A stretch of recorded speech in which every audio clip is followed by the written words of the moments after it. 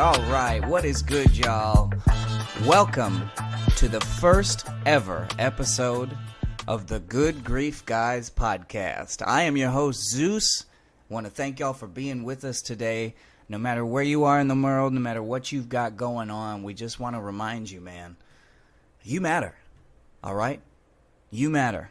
I know life may be throwing some shit at you right now, but you're important, you're valued, and everything that you have to offer in this world is a gift.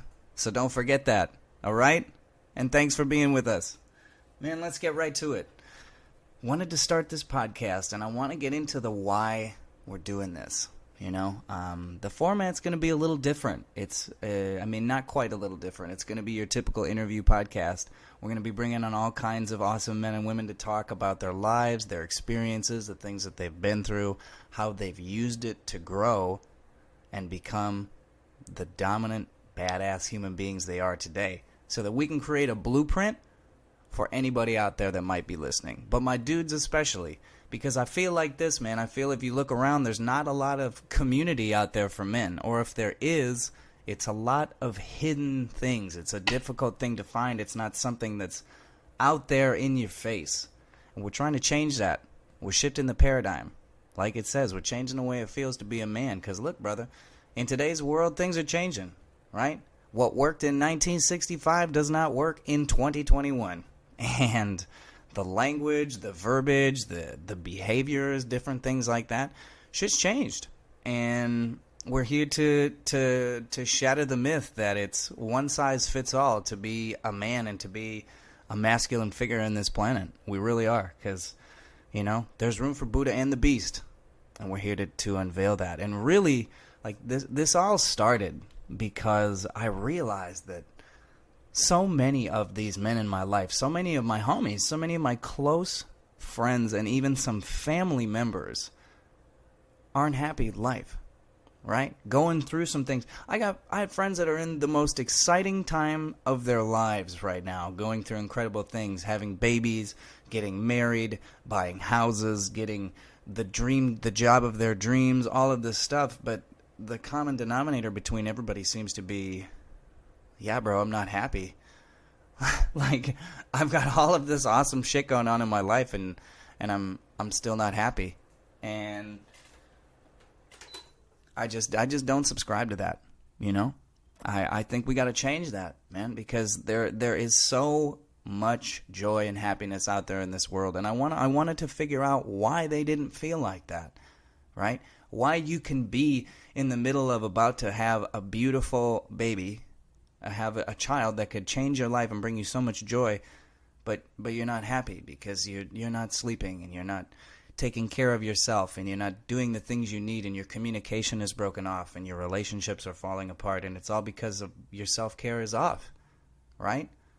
And another thing about this society that we live in today is we've grown up in this world with quote-unquote like the mold to be a man.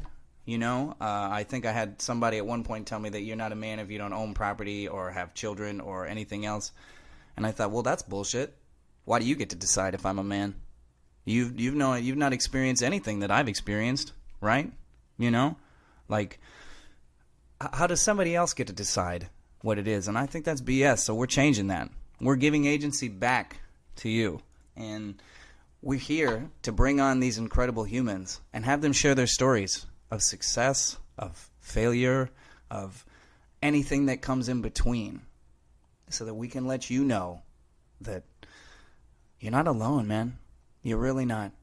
And that this life is difficult, but you're meant to succeed, you're meant to thrive, you're meant to have everything that you have. And another thing that I started looking at statistics. I've seen these crazy posts around social media.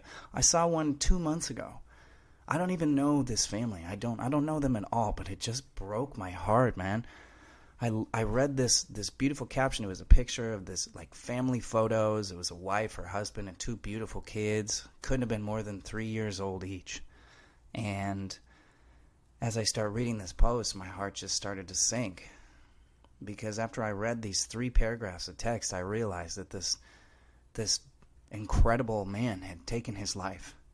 He had stepped out from us because he felt alone, and he felt sad and he felt like he didn't have anywhere he could turn, even though he had resources and options all around him. Something made him feel like he didn't have those, like he didn't have that option. And we got to stop that, man. We got to stop that, because fellas, listen to me, okay? If you're within earshot of my voice right now, okay? We need you, man. We need you. We need everything you are and everything that you're not right here, right now, and especially coming up in the future to help build this world into what we want it to be, into a beautiful place for everybody to live. But we can't do that without you, man. I'm so serious. We can't do that without you. And if you're hurting right now, and if you're sad, if you're going through some stuff, I'm so sorry. But brother, you matter so much more than you will ever know. And I'm going to be here to remind you of that, just in case. When the lights are out, if you feel like you got nothing else, put this podcast on and know that I'm here for you, brother. And know that you are not alone and you are loved and supported. But it's not just me, because you got friends, you got family, you got so many animals. Like, you know, if you got a dog, dogs show unconditional love. You ever leave the house? You got a dog. Everybody with a dog knows this. You leave the house for 10 minutes to run to the grocery store, and you come home and your dog is like, oh my God, you came home. I can't believe you came home. I thought you were going to be gone forever. It loves you unconditionally. Licks your face 100 times. You get sick of it because it's like, I was just here. Doesn't matter. That's that type of energy, bro. That's that type of hype energy. That's why I love dogs. Dogs are hype as fuck all the time. All the time. They are so hype. And they just love. They've got one mode. Well, it's not true. They got a couple modes. Defend and attack and sniff and, you know, whatever. But, like, love is mostly their primary directive. You know? They always want to be near their people. Like that. I love that. And you deserve that type of love in your life. And you can give it to yourself. Because I'm trying to tell you that you are so valuable. And the things you're doing right now matter so much, man. Right? And I struggle with that myself. I got to tell you, it took me 7 months, maybe longer, to get this podcast up. I had this idea back in August of 2020, around the time of my birthday. And, you know, I made this decision. I was like, I really want to do this. You know, I live in LA. I've been out here acting. Right? We'll get into a little bit of my backstory. But this podcast, it came to me because I want to help people. And I can't stop talking. Like, you know, anybody who's in my life will tell you that. I have never met a microphone that I don't love. You can't give me a chance, give me an inch to talk, because I'll run 10 miles with it. I really will. But I wanted to combine those things, dude. And I wanted to help people. You know, been doing some lives on Instagram, social media and stuff. And like, they've been landing. And so I thought, okay, well, let's take this and amplify it. Let's take it to the next level. And let's not make it about me. Let's make it about everybody else. And let's bring people in and let them tell their stories. Because as these men I was talking to, friends, family, even strangers, were opening up to me, I started to realize where everybody's experiencing all of it, all the same thing at the same time. And there's this sense of loneliness. Now, you're living in Los Angeles. It's the loneliest city in the world. There's, 8 billion people here? 8 million people here? 10 million people here? Something like that. And everybody I know that works in entertainment is lonely because there's 10 million people here trying to figure themselves out, trying to claw and scratch on top of each other to get to where they're trying to go. And it's a big bag of shit. Like it is. It's a beautiful disaster. And it adds up and it can get to you. Right? And so that's what we're here for.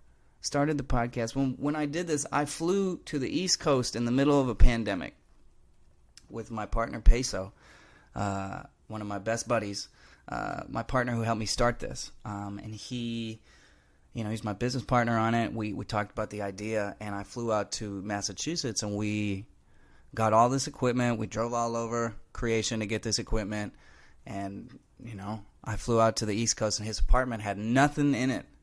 So we furnished that apartment in a couple of days. We sat down and we recorded some stuff. Well, it didn't quite work out, right? The timing wasn't right, as anybody understands. Like, timing is really a big factor in a lot of things that we do in life. And sometimes if the time isn't right, you ain't gonna push it down. You're not gonna push it up the hill. Like you're definitely not gonna push something uphill if it doesn't want to be pushed. Struggle as much as you might. If the time is not right, that is not gonna go. And so here we are, right? We are 7 months later. I've flown back. This thing has sat in the back of my mind. I have made excuses after excuse. I have let fear drive for so long to do this. And I just decided, hey, the time is now. I've read and heard and seen enough of these stories. And I've had enough, man. I've had enough of these beautiful men not thinking that they're enough. These strong, intelligent, capable men. These mothers. Or not these mothers. These brothers. These fathers. These uncles. These nephews. These grandfathers. All of them. They're all that to somebody else on this earth. These sons. Grandsons. Right? That's somebody's son out there. Right? That's somebody's dad. Right now, not feeling like they belong, not feeling like they're enough. Hey, brother, that ain't the way it works. You matter. You're enough. Keep crushing today. I see you. I see you out there doing the thing. Keep getting it. See, when I was out on the East Coast, one morning we woke up, we met a good buddy named Catfish John.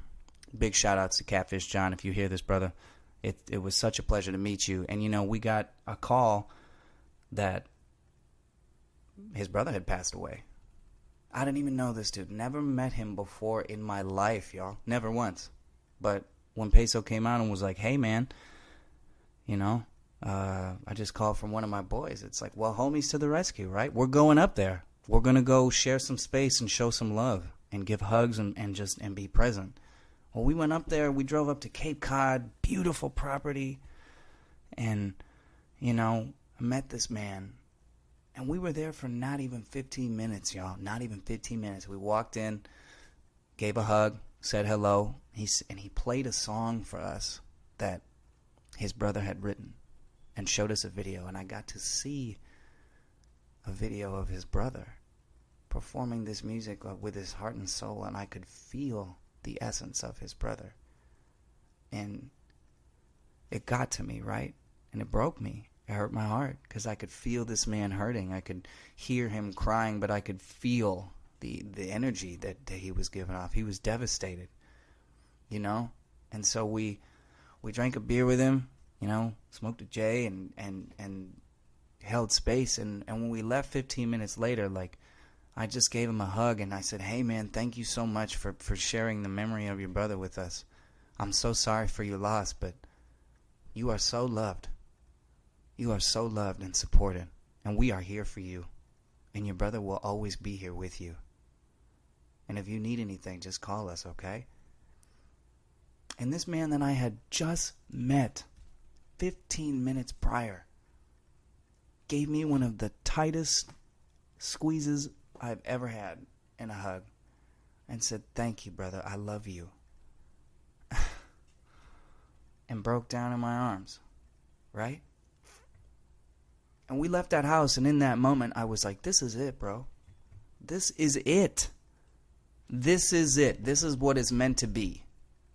The journey, the whole goal of this is to show up and to show out for these men and women too. We're not discriminating against any of that. Everybody's going through something. But my guys, listen to me. We're here for you, okay? You are a badass motherfather that is in total control of what's going on in your life right now. Absolutely. You are strong, you are intelligent, you are capable, and damn, bro, you matter. You matter so much to so many people. I'm going to harp on that this first episode especially, so y'all get it. That's the mode. That's why we're doing this. With these cats that I'm bringing on here, it's going to be the same thing. I can't wait for them to share their story and let them know how much they matter. And then have them tell you how much you matter. Because damn, it is real. It is so true. Do you know that the numbers for suicide for men, the rates for suicide for men are 3 times higher than that of women? That's not okay. We can't have that. We got to save our men. We do. We got to heal them. We got to help them. We got to give them the tools that they need to survive and thrive and succeed, and let them know that we got you. If you need something, we're here. All right? This whole thing has been such a journey to get here. I have gone through so much fear to be sitting in front of this microphone right now recording this, knowing that it's about to be published and some people are about to listen to it, and like, what if they don't care about what I have to say and blah, blah. Like, it's not about that. That's ego. It's about helping people. That's the message here. That's what we're doing. We're helping people. And so, thank you for being with us, man. A little bit about me. I come from Fargo, North Dakota. Shout out Fargo, North Dakota. Y'all probably seen the movie, watched the TV show, didn't realize it was a real city. Well, guess what? It's a real city. We got electricity, and we got cars. You would be surprised the amount of times people are like, wow, North Dakota, a lot of Amish folk live up in North Dakota, right?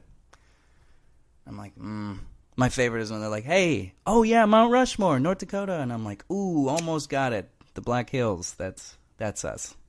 Which is a terrible joke because only people from North and South Dakota will get that, because those are all in South Dakota and not in North Dakota at all. But I moved out to California about 7 years ago. I gave all my stuff away, and I packed a car full of what I could to move out to Los Angeles, sunny, bunny Los Angeles, California. Bright-eyed and bushy-tailed, dreams of becoming a Hollywood superstar and being on the big screen and making the moving pictures. Like all of that. Like, I wanted it. I wanted fame and fortune and all the crap that comes with it. And, man, if I could have a conversation with that young man, he was so scared, but he was so fearless. He was so brave. And he still is, sitting right here. Because tell you what, I love to talk, but it is still terrifying to put something like this out there on the airwaves, you know? And so I've been here. I've met some incredible people. I've been on a journey in the middle of all of this. So if you're taking it through, like if we're doing like a hero's journey comparison, right? Everybody knows that you cross the threshold, right? And I had my moment. I moved away from North Dakota first to go to Denver because the call, right? My call to adventure was to move to California. My dad had been telling me my whole life, bro, if you could just get to California, you got it. You're meant to be a star. You're meant for all of these things. He was always building me up, my mom and my dad. And, you know, the thing you got to understand about my life is when I was born, my parents still had to find themselves, right? They still had to find themselves. And so when I was born, my grandparents adopted me, and I was raised by my grandparents. And my mom and dad were around, but they were still growing. They had me at 20. Think about this. If you think back to where you were at 20, if you've passed that point in your life already, you think about having a baby at 20 years old and thinking that you're ready for that? Like, man, I'll tell you what. I'm in my 30s, and even right now, I'm like, are we ready? Well, that's my girl all the time. Are we sure we're ready? Like, that's a big deal.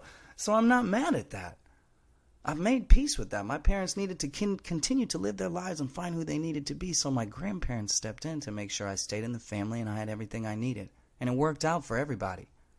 I thank God for that. Because I would be nowhere I am today without the love of my grandparents, raising me, taking care of me, and of course the love of my parents as well. But my grandparents were raising me, and so my mom and my dad were always like, oh, you got to get to California. You got to get to Hollywood. You know, you want to be an actor. My dad especially is a big opponent. He's pushing me all the time, every time we talk. Get out there, get out there, get out there. Well, I refused it. I wasn't ready, so I moved to Denver for a year to live in the big city. Wow. What a change. The life lessons were invaluable. I learned so much, right? I got to spend so much time with my little brother, one of my favorite human beings in this entire world.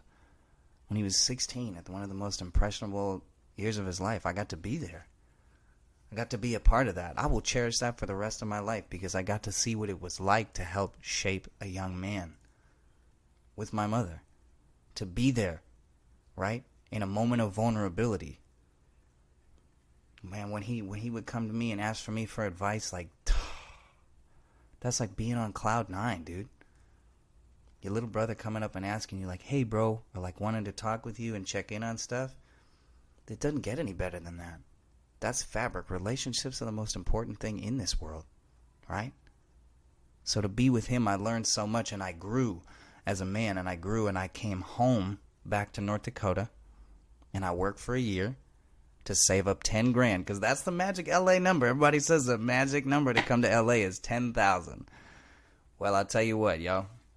10,000 disappears real quick in California compared to North Dakota. Like, whew, I learned that fast, but I saved up that money, and I was mentally ready. I gave my stuff away, and I packed a car full, just a car full, and I set out and drove out here to L.A., to sunny California, to try and make it work. You know, I slept on the beach in the back of my car the first night. I slept on another couch, a friend's couch, for 2 weeks. Shout out, Marlo. Appreciate you, man. Thank you for the love for the first month, actually. It took me 2 weeks to find a place, but hey, big shout outs to Marlo. Thank you for putting me up, brother. So much love for that. And then I found a place. I started getting on sets, doing background work. Started getting in, doing auditions, going to things. Life was good. Life was good, man. I was progressing through. I met some of my best friends ever when I came out here. Some people who I would be through some of the most challenging and difficult and beautiful moments of my life with. And right during the middle of it all, man. Right during the middle of it all, I had the ordeal. Because as I was approaching that inner cave, I got a call one day. I was in the middle of work. I'll never forget this day. I'll never forget it. I can still see the sunset right now in my mind's eye. But I got a call from my grandmother, and she told me that my father had passed away. I was 27 years old. And you see, it's poignant because just 20 years before that, when I was 7 years old, we lost my grandfather to leukemia, to a second bout of leukemia. And my grandma Judy, I lived with her, and it was she and I every single day since I was 7 on. I'm telling you, this woman, angels exist, y'all. Don't let anybody tell you they don't, because I lived with one. She raised me. She sacrificed, left. She'd already raised 4 kids, bro. Come on. Ain't your responsibility to do that. She worked 2 jobs into her 70s so I could have a college education that I didn't appreciate. If I could have a conversation with my younger self, let me tell you, that man be catching a little bit of an ass whooping. Like, rightfully so. But so I'm 27 at this point, and I'm in the cave. I'm going through the ordeal. I have my grandfather on my dad's side left. I've lost all the men in my life. I've lost my dad. I lost my grandfather, who was my first father. And I remember feeling so lost. I remember feeling so lost. I remember waking up and thinking, now what do I do? Now who do I call? Right? When I need to be a man and I don't feel like I'm enough, who can I call? I felt so alone. I felt so broken, so hopeless, so sad. But like, man, bro, if the world didn't rise up around me to meet me, to continue to raise me up, my friends and my family, they stepped in. They filled that void. They made sure I was up. They called me. They texted me. They checked in on me. Oh, it was devastating. To put it lightly, right? Anybody who's ever lost a parent understands infinitely. You know, you only get one set of parents, and once they're gone, you know, this life is so precious and so fragile. And that's why we're doing this, man. my dad had his own demons, right? Everybody has their own demons. Anybody that acts like they don't have demons is so full of shit. This holier than thou nonsense is so ridiculous. We all got problems. We all have struggles and things that we're working through. Which is why being kind is the right choice. Because you don't know, right? You don't know. I will never forget, a week after my dad died, I was standing in line at the grocery store in LA. And I was a mess, right? I was a zombie because I was emotionally vacant. I was only there in body and physical presence. And a bag of the fucking cereal that I had bought and ripped open. It's partially ripped, and it caught on something, and it tore open, and it spilled all over the floor. I was like, oh my God. And I'm like starting to clean it up, and this dude was helping me out. It was, he'd stepped on us in his shoes. He was just unhappy, right? It was this thing where like he walked right into the mess, and now it had affected him, and like he chose to step down and help me pick it up. And I was like, hey man, thank you. Like when it got done, I was like, hey man, I'm so sorry. Like, thank you. Like my father just passed away, and I've been having a really hard time. And this guy embraced me. He just grabs me and he pulls me in. And he gives me a hug and he says, I'm so sorry. I had no idea. I'm so sorry. I didn't mean to be, a jerk. Because when he came up, he was like, you gotta be, literally the first words out of his mouth, like steps in the cereal, you gotta be kidding me. And I'm like, oh, fuck. But he stops to help me. And at the end, this man embraces me and apologizes and says, I'm so sorry. I had no idea. And I thought, how many times a day do you think that happens? How many people are walking around right now not okay, and all they need is just a little kindness and human connection?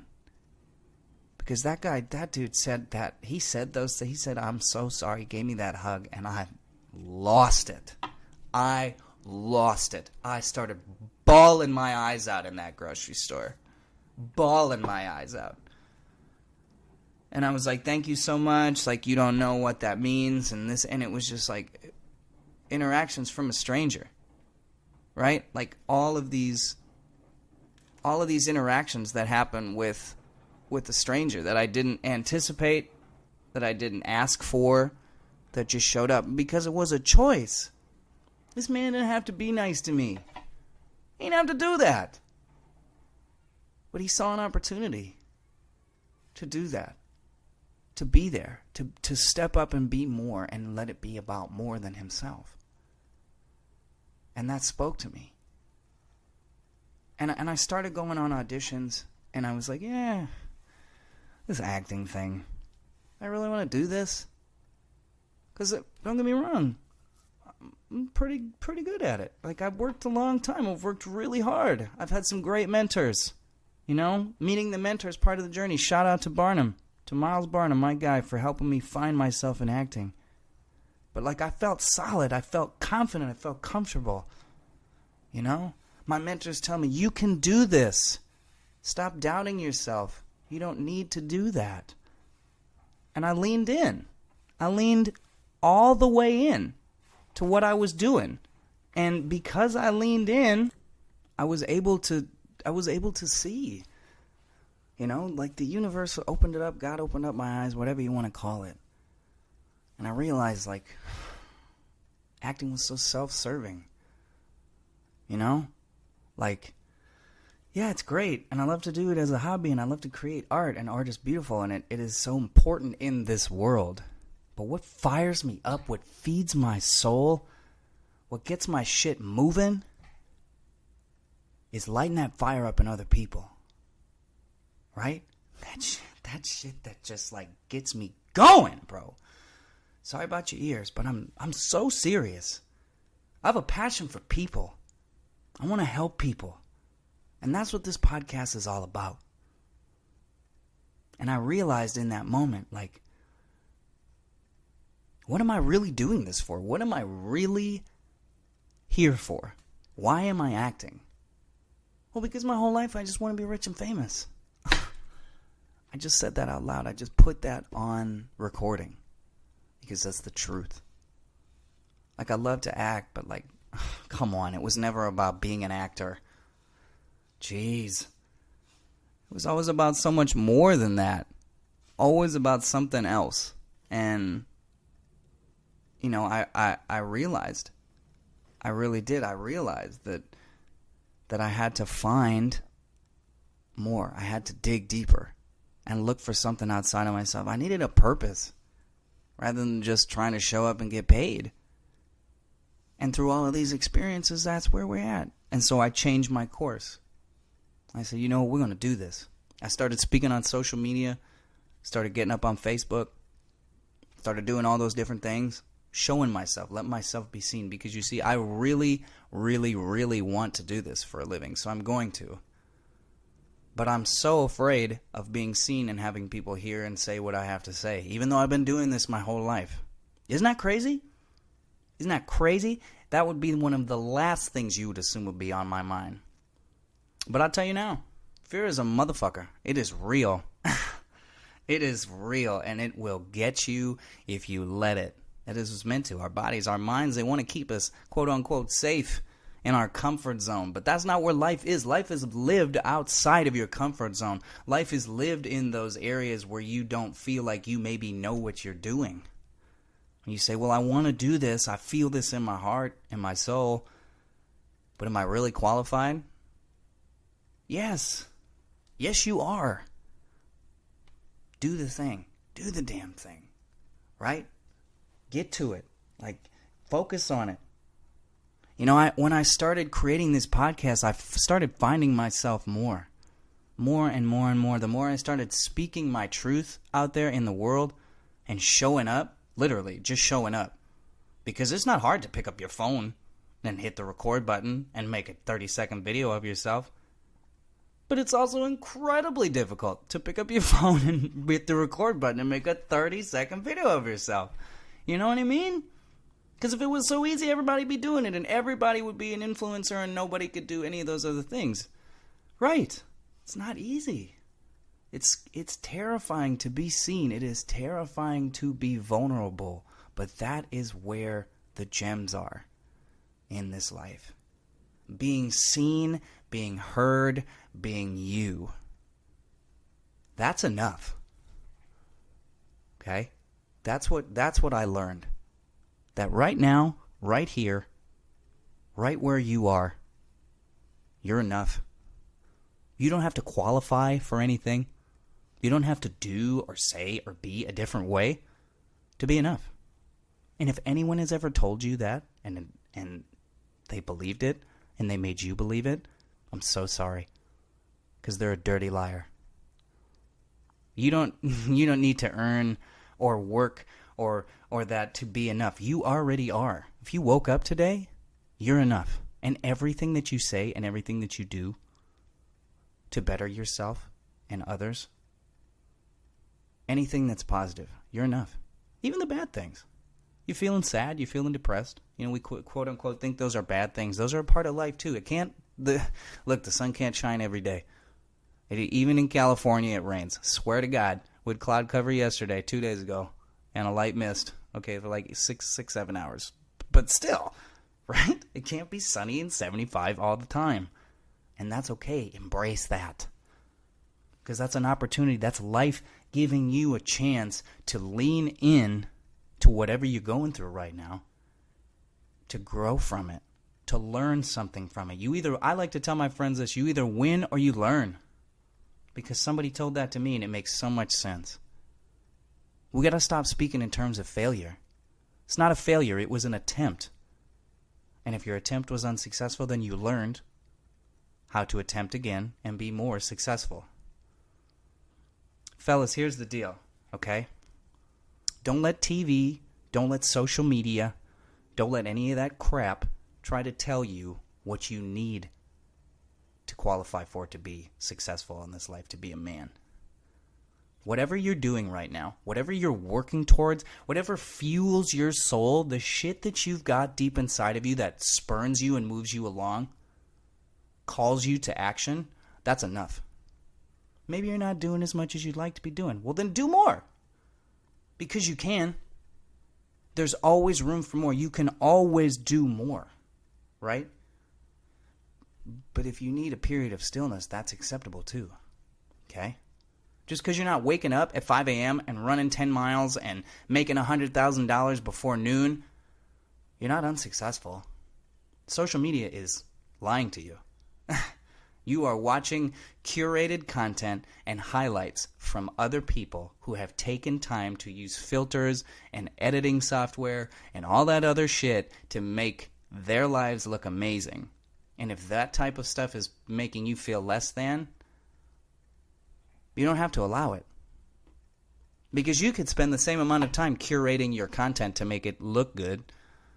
I know people who are influencers who post travel pics from 4 years ago. But they do it differently with their outfits, so people make it seem like they're traveling all the time around the world. Come on. Don't focus on the highlights. Focus on what's really in front of you. Right? What can you control? What is tangible? Your power lies in your choices.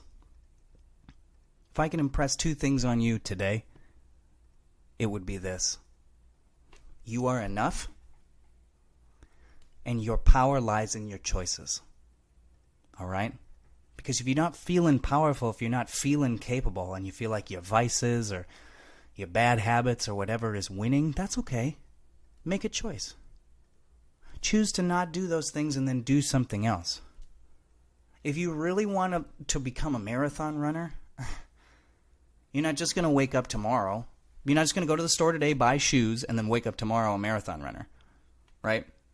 You're going to have to get up and put those shoes on in the morning and run however many miles you need to run each day up until your marathon to train your body. Okay? It takes time. Gardeners don't go out to their garden and flower, people who grow flowers and things like that, they don't go out to the nursery to all their plants and flowers that they just planted a week ago and yell at them every morning for saying, how come you haven't grown yet? Don't you want to be a plant? Don't you want to feed me? Right? Like, does that make sense? So why are you doing it to yourself? Right? Why are you saying, oh, well, you could have done this, but you didn't? Oh, well, this is, you wanted to be those things, but you're not. Oh, well, you want to have a PhD and, work for Tesla, but we're still a sophomore in college. What? Wait. Okay, so you want to play for the Denver Nuggets, but, you're in middle school working on your jump shot every day after school, putting up 300 shots, but you're not in the NBA yet. Are you really going to feel bad about that? Dog, you know how many steps you have left till you get to the NBA? Keep shooting your shots. Put those shots up every day. Get in there. It's about repetition, okay? Self-care and a good mental health practice is something you need to do every day. I'm not saying you have to meditate for 45 minutes a day. Take 5 minutes in the morning in your car before you get to work, or when you get to work, when you get to the parking lot, and just breathe. Just breathe deeply, right? And focus on the moment and how you have everything. We get so wrapped up in being in the future and what we don't have. Payday's the best day ever. The day after payday is the worst day ever. Now you're going to start thinking about when you're getting paid again. Instead of the blessing you just got yesterday. Sure, you may have needed all that money to pay your bills and then put food on your table and pay your car note and do all that stuff. But guess what? You got what you need. Your bills are paid and you got food on the table. And then everything else you need is going to show up. You are taken care of in this life. Yes, we have to work and you got to grind and shit's not going to be fun and it's not going to be easy, but you are loved and supported and taken care of. If you are listening to this, you have not lost a single day in your life, because to lose at this game of life is to die. And even that is not a loss. It's a transition. So remember that, okay? You keep that head up because you're doing the damn thing. You have to be patient and you have to be persistent. And you have to remember to stop and appreciate the moment and how far you've come. They say you got to love the process, but like self-love, that's the process. That's the journey. Like I said, I still wake up days depressed, guys. Just because I get here to record a podcast for y'all consistently, or I put social media stuff out there and I'm like, hey, be happy and do these things. Like, I got hard days too. I still got to keep going. Nothing has beat you yet.